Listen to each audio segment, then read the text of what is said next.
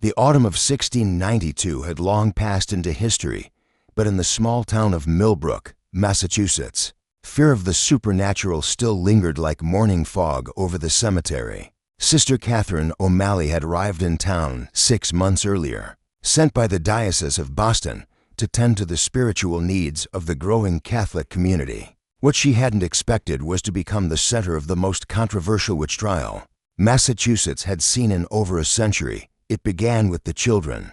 8-year-old Mary Thornton was the first to fall ill with what her mother described as unnatural fits. The child would speak in voices that weren't her own, claim to see things that others couldn't, and sometimes appear to be in conversation with invisible entities. Within days, 3 other children in the town had developed similar symptoms: Timothy Walsh, age 10, Sarah Mitchell, age 7, and little Benjamin Foster, barely 6 years old. Dr. William Harrison, the town's only physician, was baffled by the condition. The children showed no signs of fever, injury, or any recognizable illness. Their fits came and went without warning, and during lucid moments, they seemed perfectly normal. Healthy children. I've never seen anything like it. Dr. Harrison confided to Sheriff Thomas Bradshaw during one of their weekly meetings. At Murphy's Tavern, the children are physically sound, but something is clearly affecting their minds. Sheriff Bradshaw, a man of 45 who had seen his share of strange occurrences in his 20 years of law enforcement, was troubled by the situation. What are you suggesting? Doc, I'm not suggesting anything, Dr. Harrison replied carefully. I'm simply saying that medicine has no explanation for what's happening to these children.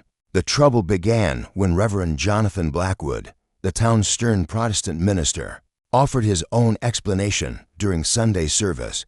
When medicine fails, he proclaimed from his pulpit, we must look to darker causes when children speak in tongues not their own, when they see visions of the demonic realm. We must ask ourselves, who among us has opened the door to evil? Reverend Blackwood's eyes swept across his congregation, most of whom were hanging on his every word. Millbrook was a predominantly Protestant town, and the arrival of Sister Catherine had already caused tension among those who viewed Catholicism with suspicion. There is one among us, Reverend Blackwood continued, who practices rituals foreign to our Christian traditions, one who burns strange candles, speaks in Latin tongues, and claims to commune with spirits of the dead. The implication was clear, even though he never spoke Sister Catherine's name directly.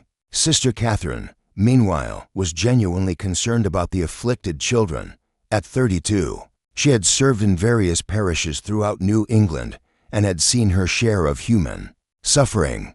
Her calling was to help those in need, regardless of their faith, and the plight of the children weighed heavily on her heart. She had visited each of the families, offering prayers and comfort.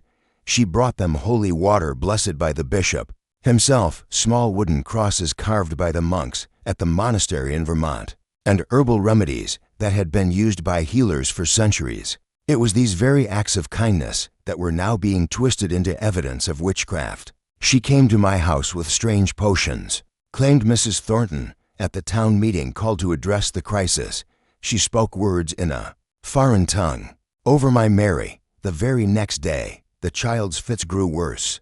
She brought unholy symbols into my home, added Mr. Walsh, crosses that looked nothing like proper Christian crosses, carved with strange markings. Sheriff Bradshaw listened to the accusations with growing unease. He knew Sister Catherine personally, having met with her several times since her arrival to discuss the needs of the Catholic families in town. She struck him as a woman of genuine faith and compassion, nothing like the sinister figure being described by the accusers. But fear was spreading through Millbrook like wildfire, and fear had a way of making even reasonable people believe unreasonable things. The situation reached a crisis point when 10-year-old Timothy Walsh claimed during one of his fits that he could see the witch woman standing over his bed at night. Even when she wasn't physically present, she comes to me in spirit form. The boy told his parents and anyone else who would listen. She wears black robes and speaks to the shadows. She tells them to enter my body and make me speak her evil words. Reverend Blackwood seized upon this testimony as proof of what he had been suggesting. The evidence is clear. he declared, "We have among us a practitioner of the dark arts, one who sends her spirit to torment innocent children." Sheriff Bradshaw found himself in an impossible position. The law required him to investigate credible accusations of witchcraft, even in 1794. While the Salem trials had ended in disaster and shame, the statutes had never been formally repealed. More importantly, the public pressure was mounting for him to take action. Tom, his deputy, James Crawford, said to him one evening as they reviewed the complaints that had been filed, "Half the town is ready to form a mob if you don't arrest her. The other half thinks this whole thing is nonsense. Either way, you're going to make enemies." Sheriff Bradshaw rubbed his tired eyes. "What do you think, James? You've seen the children. You've talked to Sister Catherine. What's your gut telling?" My gut says that woman is no more a witch than my grandmother was," James replied without hesitation. "But my gut also says those children are genuinely afflicted with something. The question is, what?" The next morning, Sheriff Bradshaw made the decision that would define his career and possibly save an innocent woman's life. He would conduct a thorough investigation before making any arrests. He would examine the evidence, interview all witnesses, and search for the truth, regardless of public pressure. His first stop was the small convent where Sister Catherine lived with two other nuns who had recently arrived from Boston. The building was a converted house that the diocese had purchased for the growing Catholic community. It was modest, clean, and filled with the kind of religious artifacts one would expect in a house of worship. Sister Catherine received him in the small parlor, her manner calm and dignified despite the storm of accusations swirling around her. "Sheriff Bradshaw," she said, offering him a seat, "I've been expecting you. Sister, I need to ask you some difficult questions about the accusations that have been made." "I understand. Please, ask whatever you need to ask." "Did you visit the homes of the afflicted children?" "Yes, I did. Their families requested prayers and comfort during this difficult time. It's my duty to provide spiritual support to anyone who asks, regardless of their faith." "Did you bring them any remedies or substances?" Sister Catherine nodded. "I brought them holy water, which I hoped might provide spiritual comfort. I also brought some herbal teas that have been known to calm nervous conditions. Everything I did was in the spirit of healing and compassion." "And the crosses you gave them?" "Hand-carved by Brother Michael at the monastery of St. Benedict. They're blessed crosses, made with prayer and love. I thought they might bring comfort to frightened children." Sheriff Bradshaw studied her face as she spoke. Either Sister Catherine was the most convincing liar he'd ever encountered, or she was exactly what she appeared to be, a woman of faith, trying to help suffering children. "Sister, I have to ask you directly, do you practice witchcraft?" Sister Catherine's response was immediate and firm. "Sheriff, I have devoted my life to serving God and helping those in need. Everything I do is guided by my faith in Jesus Christ. I no more practice witchcraft than you do." "Then how do you explain what's happening to these children?" Sister Catherine was quiet for a long moment, choosing her words carefully. "I don't know what's affecting them, Sheriff, but I do know that fear and suspicion are dangerous forces. When people are afraid, they look for someone to blame. Throughout history, women who don't fit conventional roles have often been the targets of such blame." "You think you're being scapegoated?" "I think that in times of crisis, communities sometimes need someone to serve as a focal point for their fears. The stranger, the outsider, the one who's different." Sheriff Bradshaw left the convent more convinced than ever that Sister Catherine was innocent. But he still had no explanation for what was happening to the children, and without an alternative theory, the accusations would continue to gain momentum. It was his deputy, James, who suggested they search Sister Catherine's belongings more thoroughly. "Not because I think we'll find evidence of witchcraft," James explained, "but because sometimes people hide things that might help us understand their true character. If she's innocent, maybe we'll find something that proves it." Sheriff Bradshaw obtained a search warrant and returned to the convent the next day. Sister Catherine cooperated fully, allowing them to examine her personal quarters, her books, and her few possessions. It was while examining her prayer book that Sheriff Bradshaw made the discovery that would change everything, tied to the small silver cross that Sister Catherine wore around her neck was a tiny piece of paper, so small and carefully folded that it was barely visible. "Sister," he said gently, "what is this note attached to your cross?" Sister Catherine's face flushed slightly. It's personal, Sheriff. A private matter. I'm afraid I need to see it, Sister, given the circumstances." With obvious reluctance, Sister Catherine untied the small paper and handed it to Sheriff Bradshaw. He unfolded it carefully, revealing a brief message written in a child's unsteady handwriting. "Dear God, please help my mama get better. Please don't let her die like Papa did. I will be good forever if you make her well. Your friend, Timothy Walsh." Sheriff Bradshaw stared at the note, understanding flooding through him. "Timothy Walsh wrote this." Sister Catherine nodded, tears forming in her eyes. "He gave it to me 3 weeks ago when I visited his family. His mother has been ill, consumption, though they haven't told Timothy how serious it is. He asked me to carry his prayer close to my heart to make sure God heard it. And you've been carrying his prayer with you ever since." Yes, it seemed like such a small thing to do for a frightened little boy. Sheriff Bradshaw felt the pieces of the puzzle beginning to fall into place. Timothy Walsh, the boy who claimed to see Sister Catherine's spirit visiting him at night, had entrusted her with his most desperate prayer. The child who was leading the accusations against her had also sought her help in his moment of greatest need. "Sister," Sheriff Bradshaw said softly, "I think I know what's really happening here, and I think it's time we got to the truth." As they prepared to leave the convent, Sheriff Bradshaw realized that the small note tied to Sister Catherine's cross wasn't just evidence of her innocence, it was proof of her character, her compassion, and her genuine care for the children, who were now accusing her of the most terrible crimes. The truth was often simpler than people wanted to believe, and sometimes the solution to a mystery was hidden in the last place anyone thought to look, in the pure heart of a child's prayer, carried close to the heart of a woman who had dedicated her life to answering such prayers with love. Sheriff Bradshaw spent the rest of that day thinking about the note and its implications. By evening, he had formed a theory about what was really happening to the children of Millbrook, but he knew that proving it would require delicate handling. The next morning, he paid a visit to the Walsh household, where Timothy's mother, Eleanor, was indeed bedridden with what Dr. Harrison had diagnosed as consumption. The family had been trying to hide the severity of her condition from Timothy, but children have a way of sensing when something is terribly wrong. "Mrs. Walsh," Sheriff Bradshaw said gently, "I need to speak with you about Timothy's condition and about Sister Catherine." Eleanor Walsh was a thin, pale woman who looked older than her 31 years. The illness had taken its toll, but her eyes were still sharp with intelligence and worry. "Sheriff, that woman has bewitched my boy," she said weakly. "Ever since she came to our house, he's been having these terrible fits." "Mrs. Walsh, did Timothy know about your illness before Sister Catherine's visit?" Eleanor hesitated. We tried to keep it from him, but children hear things, you know? They see things. And when did Timothy first start showing signs of distress?"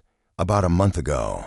He started having nightmares, waking up crying, asking strange questions about death and heaven." Sheriff Bradshaw nodded. "And when did Sister Catherine first visit your home?" 3 weeks ago, right after the nightmares started getting worse." "So the nightmares began before her visit, not after?" Eleanor Walsh looked confused, as if she hadn't considered the timeline carefully before. Well, yes, I suppose they did." Sheriff Bradshaw leaned forward gently. "Mrs. Walsh, I found something that I think you should see." He pulled out the small note that had been tied to Sister Catherine's cross and handed it to Eleanor as she read her son's desperate prayer. Written in his childish handwriting, tears began to stream down her face. "He knows," she whispered. "Oh God, he knows how sick I am." "Children are more perceptive than we give them credit for," Sheriff Bradshaw said kindly. "Timothy has been carrying a terrible fear, and I think that fear is manifesting in these episodes you call fits. But he sees things. He speaks in voices. Fear can do powerful things to a young mind, Mrs. Walsh. When children are terrified of losing a parent, especially after already losing one, their minds can create elaborate defenses. Sometimes those defenses look like the very supernatural. Phenomena we fear most. Eleanor Walsh stared at the note, understanding beginning to dawn. You think Timothy's fits are because he's afraid I'm going to die. I think Timothy is a frightened little boy who's been trying to be brave for his mother's sake. But the fear has to go somewhere, and in his case, it's coming out in ways that look supernatural to adults who are already primed to see supernatural causes. Sheriff Bradshaw had seen similar cases before, though never in the context of witchcraft accusations. Children who witnessed trauma or faced overwhelming stress sometimes developed what doctors were beginning to understand as nervous conditions that could mimic supernatural possession. His next stop was the Thornton household, where 8-year-old Mary was currently experiencing one of her episodes. Sheriff Bradshaw found the child in her bedroom, speaking rapidly in what her parents claimed was an unknown language. But as Sheriff Bradshaw listened carefully, he realized that Mary wasn't speaking in tongues. She was repeating phrases she had heard in Latin during Sister Catherine's visits, mixing them with words from other languages she had encountered. To adults who didn't speak Latin, it sounded mystical and frightening. To someone who recognized the language, it was clearly a child's attempt to mimic something that had impressed her. Mary, Sheriff Bradshaw said gently, sitting on the edge of her bed, "Can you tell me about the lady in black who visits you?" Mary's eyes focused on him with startling clarity. "She's nice," the child said in her normal voice. "She smells like flowers and she has kind eyes. She tells me that God loves little girls and that everything will be okay. Does she frighten you?" "No, she makes me feel safe, but Mama and Papa get scared when I talk about her." Sheriff Bradshaw realized that Mary's visions of Sister Catherine were likely memories of the nun's visit, but processed through the lens of a child's imagination and the adult's fearful reactions. The more the adults reacted with fear to Mary's stories, the more elaborate and frightening the stories became. Over the next 2 days, Sheriff Bradshaw interviewed each of the affected children, privately, away from their parents' influence. What he discovered was a pattern of frightened children dealing with various stresses. Timothy's dying mother, Mary's parents' recent financial troubles, Sarah's father's drinking problem, and Benjamin's nightmares following the death of his grandfather. Each child had been visited by Sister Catherine during their family's time of crisis. Each child had found comfort in her presence and her gentle words. But each child was also picking up on their parents' fears and suspicions about the Catholic nun, creating a confusing mix of comfort and terror in their young minds. The breakthrough came when Sheriff Bradshaw spoke with 6-year-old Benjamin Foster, the youngest of the affected children. "Benjamin," Sheriff Bradshaw said gently, "when you see the lady in black, what does she do?" "She sits with me when I'm scared about Grandpa being in the ground," Benjamin said. Matter-of-factly, "She tells me that Grandpa is with the angels now, and that the angels are taking good care of him. And that makes you feel better." "Yes, but then Mama starts crying and saying bad things about the lady, and then I get confused and scared." Again, Sheriff Bradshaw felt his heart break for these children who were caught between their own need for comfort and their parents' fears. The children weren't possessed or bewitched. They were trying to process grief, fear, and loss with the limited emotional tools available to young minds. That evening, Sheriff Bradshaw called a town meeting. The church hall was packed with concerned citizens, many of whom were expecting him to announce Sister Catherine's arrest. Friends and neighbors. Sheriff Bradshaw began, "I've completed my investigation into the accusations against Sister Catherine O'Malley. I want to share my findings with you." He held up the small note that had been tied to Sister Catherine's cross. "This is a prayer, written by young Timothy Walsh and entrusted to Sister Catherine to carry close to her heart. It's a prayer asking God to heal his dying mother." A murmur went through the crowd as Sheriff Bradshaw continued, "I've discovered that each of our afflicted children has been dealing with significant stress in their lives. Timothy fears losing his mother to consumption. Mary's family is facing financial hardship. Sarah's father struggles with drink. Benjamin is grieving his grandfather's death." "What are you saying, Sheriff?" called out Reverend Blackwood. "I'm saying that these children aren't possessed by evil spirits. They're carrying burdens too heavy for young shoulders, and those burdens are manifesting in ways that look supernatural to adults. who are already afraid. Sheriff Bradshaw gestured toward the crowd.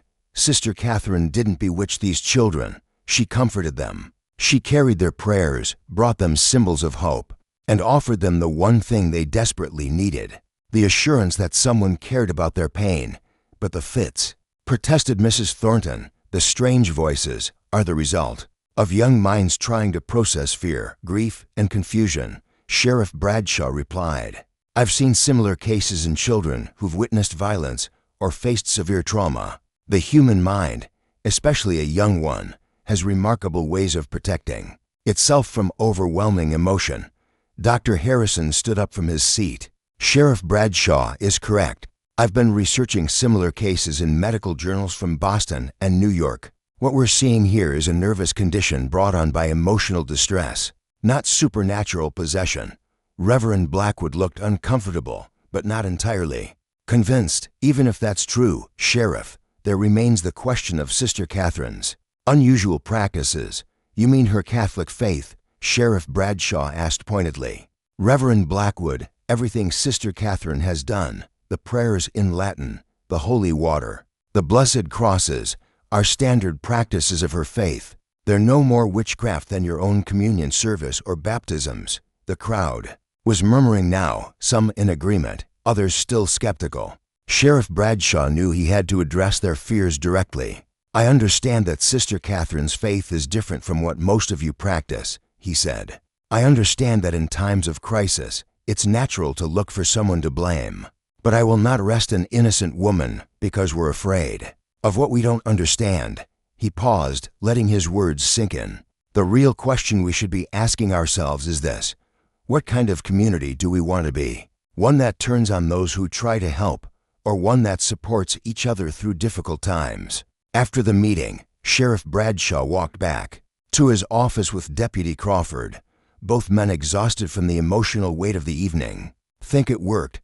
James asked. I think we planted some seeds of doubt, Sheriff Bradshaw replied. But changing minds that are made up out of fear, that takes time. And Sister Catherine? She's safe, at least for now.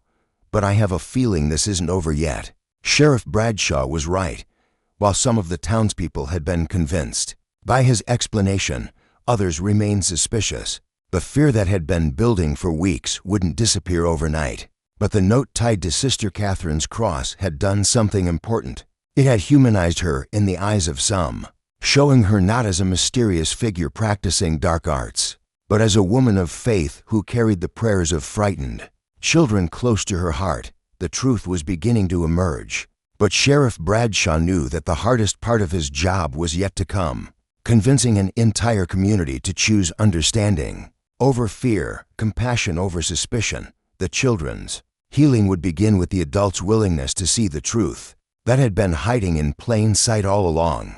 3 days after the town meeting, the atmosphere in Millbrook remained tense, but showed signs of shifting. Some families had begun to question their assumptions about Sister Catherine, while others doubled down on their suspicions. The children, meanwhile, continued to experience their episodes, though Dr. Harrison noted that they seemed less severe when the children weren't surrounded by fearful adults. Sheriff Bradshaw decided that the next step required a more direct approach. He arranged for Sister Catherine to meet with each family individually, but this time with specific conditions. The meetings would take place in neutral locations. Parents would be present, and Dr. Harrison would observe the children's reactions. The first meeting was with the Walsh family at Dr. Harrison's office. Timothy had been having a particularly difficult week, with his episodes becoming more frequent as his mother's condition worsened. Timothy, Sheriff Bradshaw said gently as the boy sat between his parents. Do you remember giving Sister Catherine something to carry for you? Timothy nodded shyly. I gave her my prayer for Mama. And why did you give it to her? Because she said she would keep it safe and help God hear it better. Sister Catherine, who had been quiet since arriving, spoke softly. Timothy, I've been carrying your prayer every day, just like I promised. Would you like to see it? She carefully untied the small note from her cross and handed it to the boy. Timothy's eyes widened as he recognized his own handwriting. You really kept it? I really kept it, and I've been praying for your Mama every morning and every night. Dr. Harrison watched carefully as Timothy's demeanor completely changed. The tension that had been visible in his small frame began to ease, and for the first time in weeks, he looked like a normal, healthy child. "Sister Catherine," Timothy said quietly, "when I see you in my room at night, are you really there or is it just in my head?" Sister Catherine exchanged a glance with Sheriff Bradshaw before answering. "Timothy, I think when you're scared about your mama, your heart remembers me being here and how safe that made you feel. Your mind might create a picture of me being with you because that brings you comfort. So I'm not seeing ghosts. No, sweetheart, you're not seeing ghosts. You're remembering love." The change in Timothy was immediate and remarkable. Dr. Harrison later noted that this was the first time in weeks that the boy had gone more than an hour without showing signs of distress. Eleanor Walsh, Timothy's mother, was visibly moved by the interaction. "Sister, I owe you an apology. I was so frightened by things I didn't understand that I accused you of terrible things." "Mrs. Walsh, you were protecting your child the only way you knew how.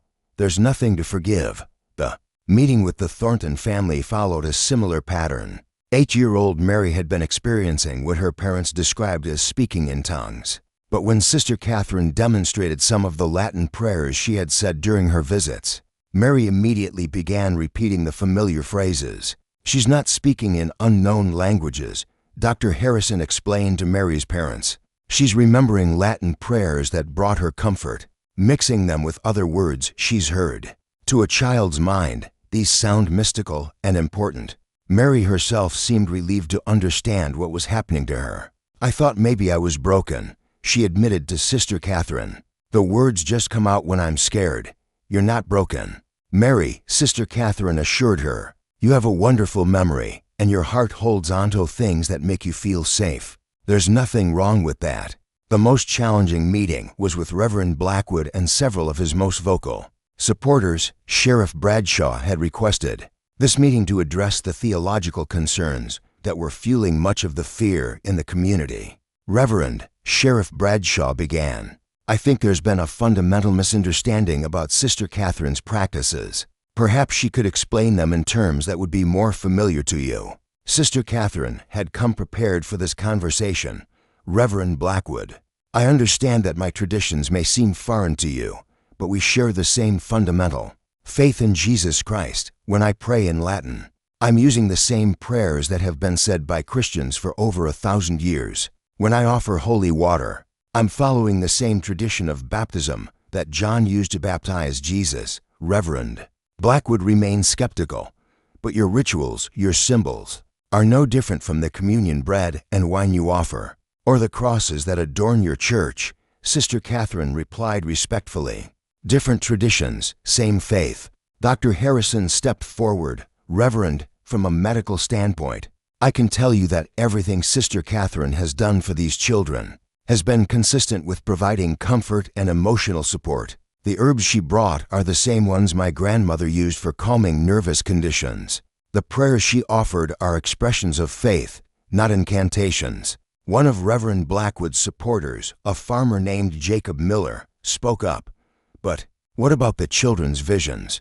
What about them seeing her when she wasn't there?" Sheriff Bradshaw had anticipated this question. "Mr. Miller, have you ever lost a loved one and then felt their presence with you during difficult times? Have you ever felt your departed mother's comfort during a crisis, even though you knew she wasn't physically present?"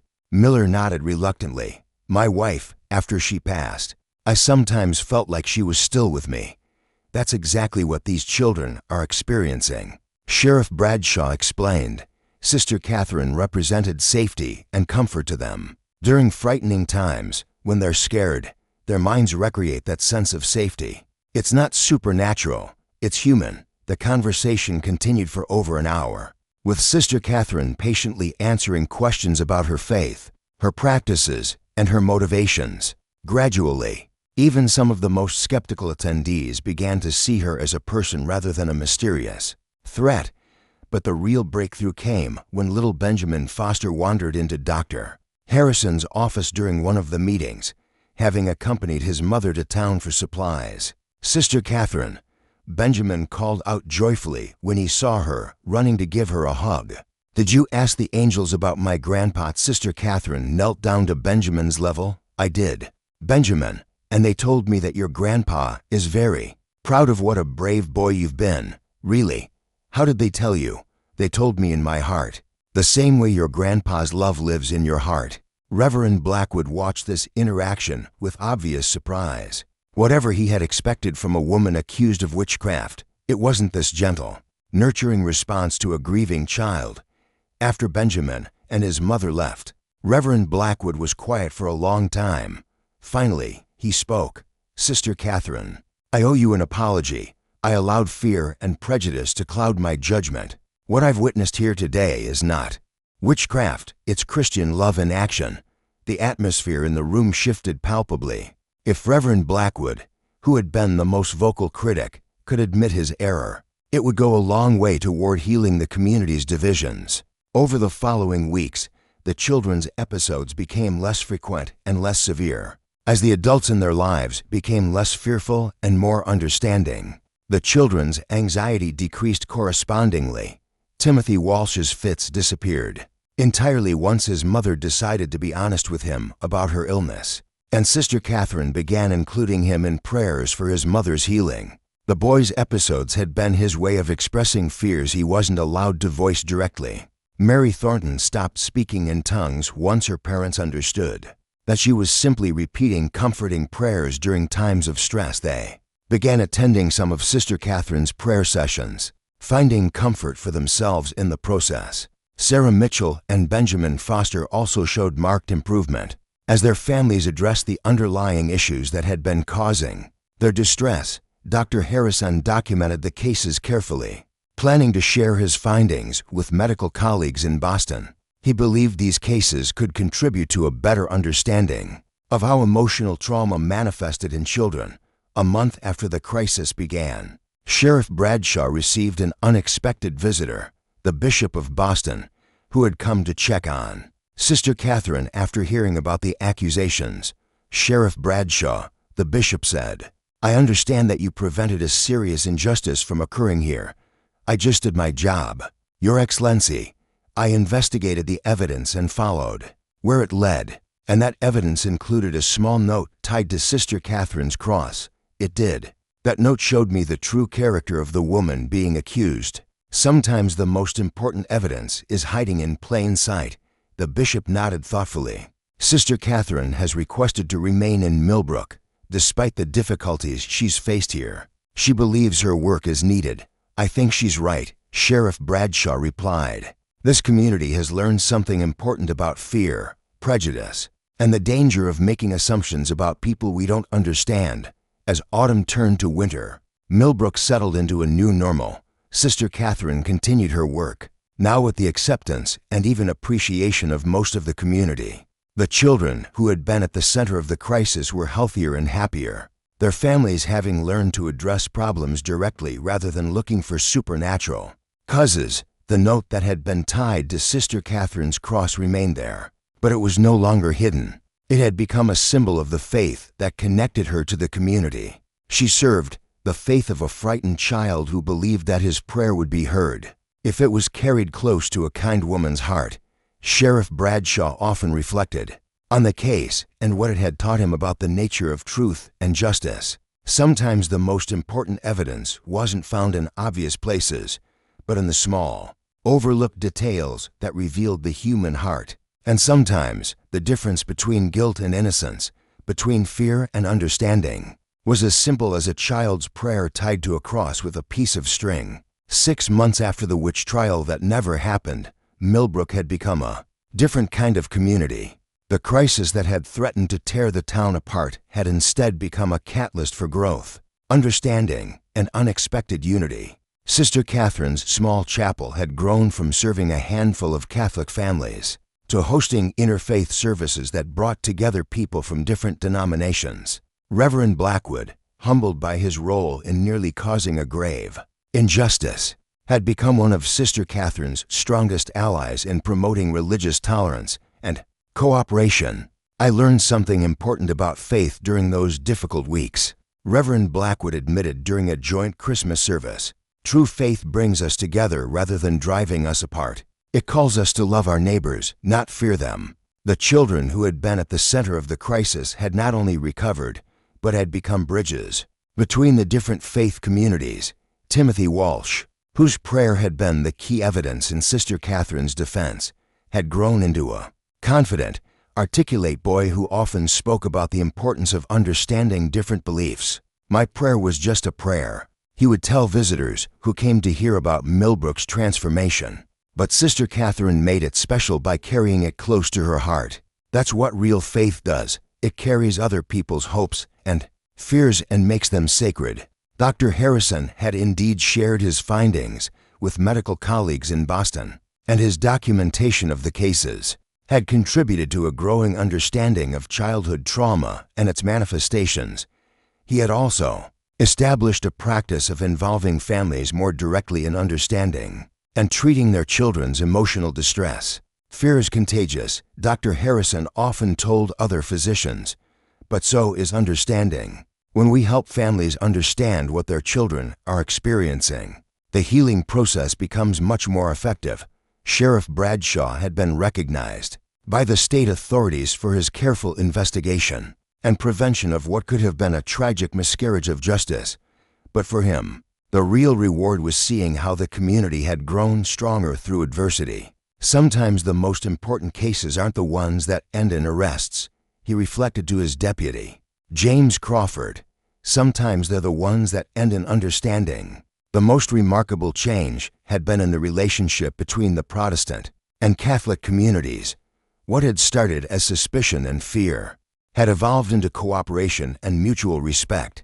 Joint services were held monthly, and both Sister Catherine and Reverend Blackwood collaborated on community service projects. During one such project, helping families affected by a harsh winter, Reverend Blackwood worked alongside Sister Catherine to distribute food and warm clothing. "Sister," he said as they packed supplies for the neediest families, "I sometimes wonder what would have happened if Sheriff Bradshaw hadn't found that note." Sister Catherine paused in her work. "I think God works through many instruments. Reverend, the note was there because a frightened child trusted me with his prayer. Sheriff Bradshaw found it because he looked beyond surface assumptions to seek truth. You changed your mind because your heart was open to admitting error, and you forgave. Us all because forgiveness is what my faith teaches me to do." Sister Catherine replied simply, "And because I understand fear. When we're afraid, we don't always see clearly. The important thing is what we do when the fear lifts and we can see truth." The conversation was interrupted by Timothy Walsh, now 9 years old, who came running up with his arms full of warm blankets that his mother had donated. "Sister Catherine, Reverend Blackwood, Mama sent these for the families who need them. She's feeling much better today and wanted to help." Eleanor Walsh had made a remarkable recovery, aided not only by medical treatment, but by the reduction in stress that came from her family's emotional healing. Timothy's episodes had completely disappeared once his fears were addressed openly. "And honestly, Timothy," Sister Catherine said, taking some of the blankets from his arms, "that's very generous of your mother. How is she feeling?" "Much better. Dr. Harrison says the new medicine from Boston is helping. But I think it's also because we don't have to pretend anymore that everything is okay when it's not." Reverend Blackwood smiled at the boy's wisdom.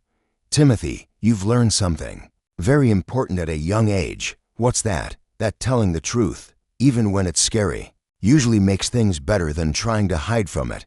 As they finished their distribution work, Sheriff Bradshaw arrived to check on the community service project. He had made it a point to support these joint efforts, seeing them as evidence of how much the community had grown. "Sheriff," Timothy called out, "did you bring your family to help too?" Sheriff Bradshaw's wife, Margaret, and their two daughters had indeed come to assist.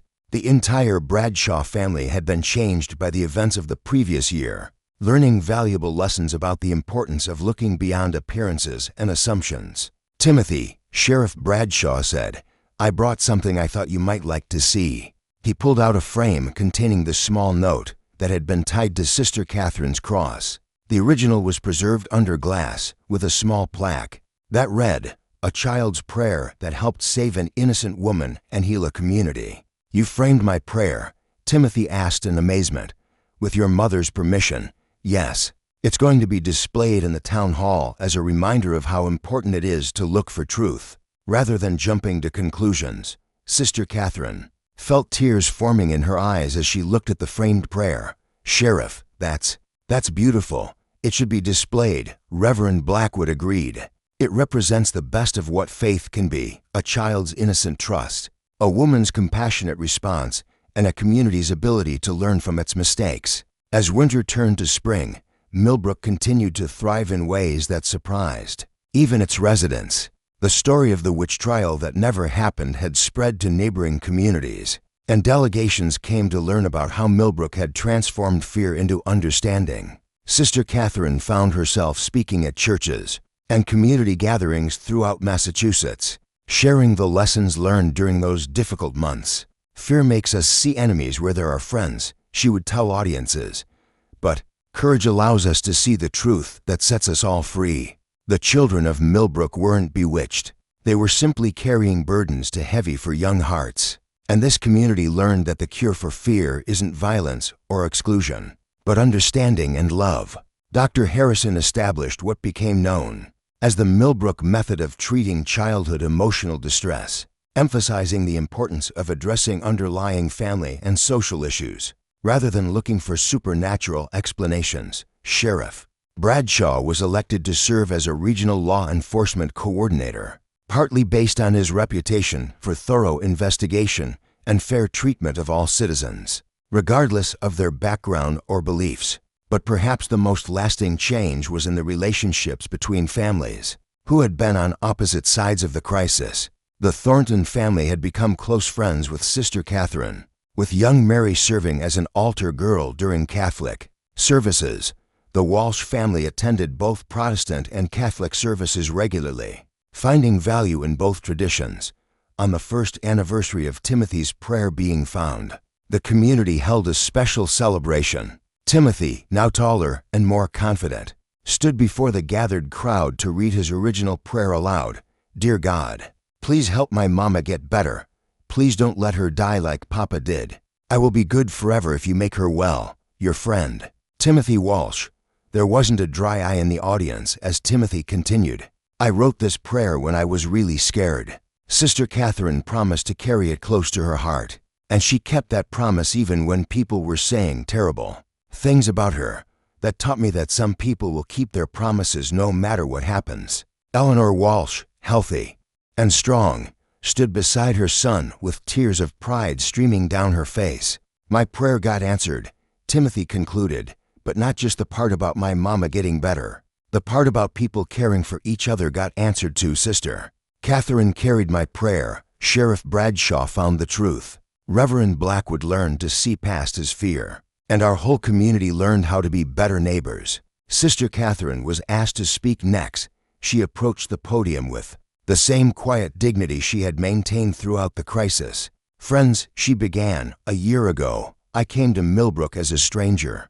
I was met with suspicion and fear, which nearly led to terrible consequences.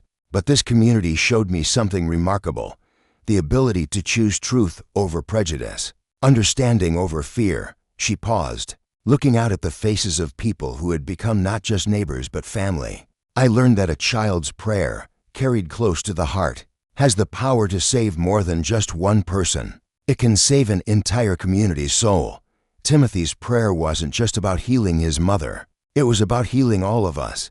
Sister Catherine reached for the cross around her neck, where a new note was now tied, a prayer written by the entire community asking for continued guidance in building bridges rather than walls. I carry all of your prayers now, she said, touching the cross gently, just as I will always carry the memory of how this community chose love over fear, truth over assumption, and forgiveness over vengeance.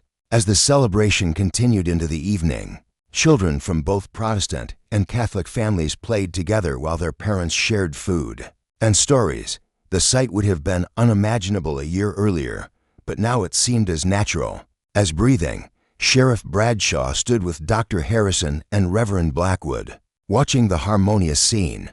You know, Dr. Harrison said thoughtfully, historians will probably record this as the case where a witch trial was prevented by finding a Note, but I think it's really the story of how a community learned to heal itself, and how a child's simple faith saved a woman's life, added Reverend Blackwood, and how the truth, Sheriff Bradshaw concluded, was hiding in the last place anyone thought to look, tied to the very symbol of the faith that was being questioned.